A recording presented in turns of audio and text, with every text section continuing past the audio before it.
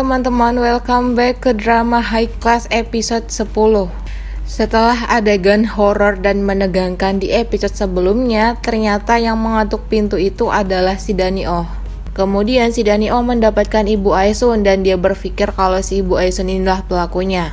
Si Ibu Aisun tidak mengatakan apapun. Dan saat di kantor polisi dia juga terdiam. Tapi dia menatap si Yaul seakan-akan ingin mengatakan sesuatu, guys. Nah, karena rumah si Yaul masih dalam penyelidikan, si Yaul untuk sementara menginap di tempat lain. Si Danio benar-benar khawatir dan perhatian kepada si Yaul ini. Bahkan dia ingin menemani si Yaul saat tidur, tapi si Yaul menolaknya. Akhirnya karena dia takut si Yaul sakit, dia memberikan makanan kepada si Yaul, guys. Keesokan harinya saat si Chan bangun, dia nggak bisa ngomong. Akhirnya si Yaul membawa dia ke dokter. Nah, rupanya ini akibat dari trauma dan shock yang dia alami tadi malam. Si Yaul merasa hidupnya sangat menyedihkan. Bahkan dia menangis saat si Danio memberi perhatian lebih kepadanya. Terus si Yaul memasang CCTV di rumahnya. Dan untuk sementara, si Chan hanya bisa menulis kata-kata yang dia ingin sampaikan. Nah, malam harinya, si Yaul merasa ada seseorang yang memperhatikannya. Kok vibes-nya kayak jadi film horor ya, guys. Bahkan saat tengah malam pun dia tidak bisa tidur tenang. Selanjutnya ada si Jisun yang masih menghindari panggilan polisi. Berbeda dengan si Doyoung, saat polisi memanggilnya, dia langsung datang. Saat kesaksiannya, si Doyoung keceplosan bilang kalau dia pernah melihat si Ko Ki-jung bersama si pimpinan.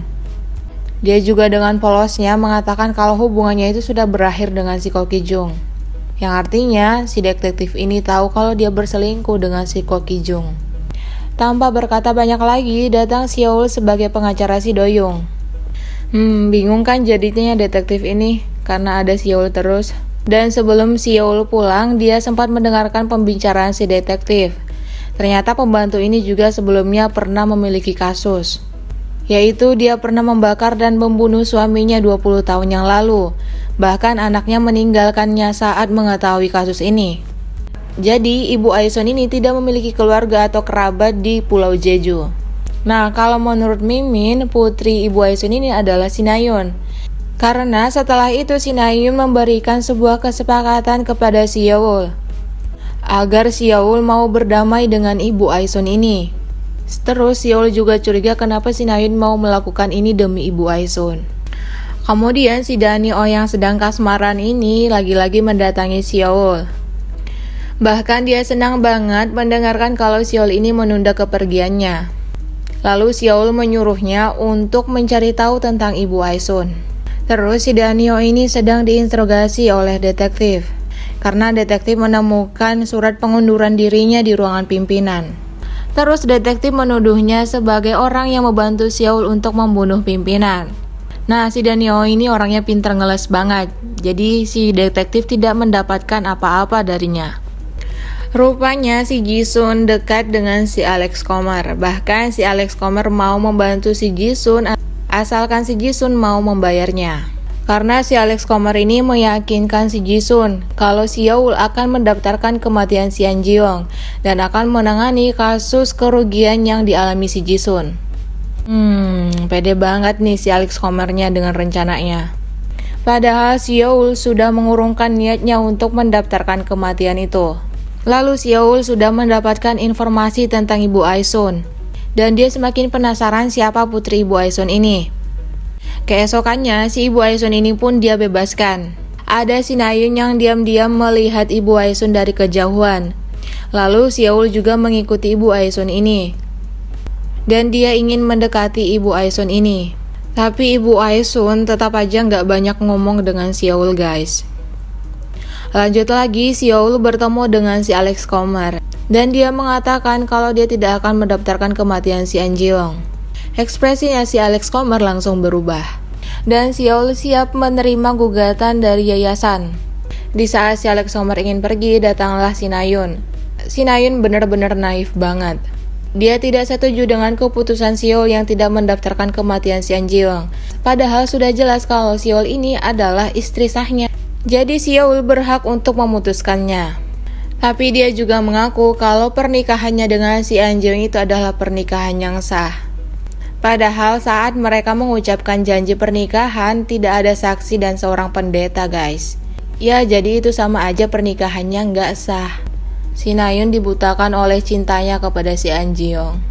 Lalu si Yeol bertemu dengan Ibu Aeson ini lagi. Ibu Aeson bilang kalau dia itu harus cepat-cepat pergi dari Pulau Jeju karena bukan dia yang melempar batu ke jendelanya si Yeol. Dan dia juga bilang kalau ada seseorang yang mengawasi rumah si Yeol.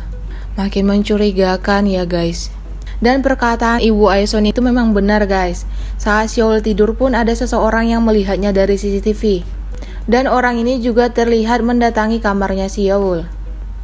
Dan saat itu si Yeol baru sadar kalau handphone suaminya itu hilang.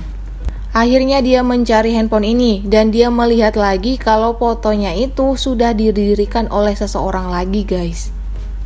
Kemudian dia berpikir untuk melihat CCTV yang dia buat. Ternyata di CCTV ini terlihat ada seorang bayangan yang berbaju hitam. Dia benar-benar kaget banget. Akhirnya dia memanggil bagian servis CCTV. Bagian servis ini bilang kalau nggak ada rekaman yang mencurigakan lagi. Bahkan tidak ada tanda-tanda orang yang membobol pintu masuk rumah si Yeol. Nah, kejadian ini diceritakan si Yeol kepada si Dani-oh. Saat ini si Dani-oh sedang menyelidiki putri dari si Ibu Aeson. Lalu dia juga bilang ke si Yeol kalau dia itu sempat memasangkan aplikasi pelacak dan mata-mata di handphone suami si Yeol itu. Saat dilacak guys, ternyata handphone ini ada di ruangan kerjanya si Anjeong. Vibes-nya menegangkan banget ini.